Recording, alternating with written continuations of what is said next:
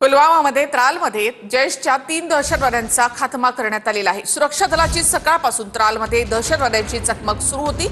आमिर नझीरवानी, यावर अहमद भट्ट आणि आसिफ अहमद शेख असं ठार केलेल्या दहशतवाद्यांची नावं आहेत। काश्मीरच्या त्रालमध्ये भारतीय सुरक्षा दलांनी 3 अतिरेक्यांना कंठस्नान घातलंय।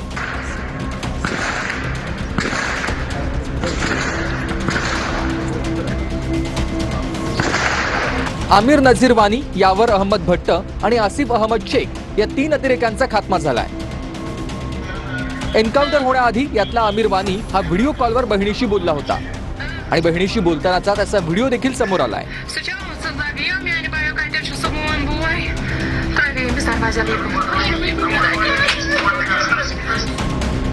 आमिर वानी हा 21 वर्षांचा होता आणि 2019 पासून तो लष्कर ए तैयबा मध्ये ऍक्टिव्ह होता।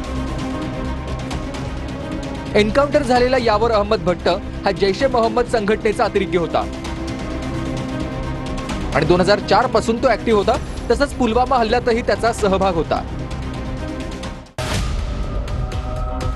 एन्काउंटर झालेला तिसरा अतिरेकी आसिफ अहमद शेख हा 28 वर्षांचा होता।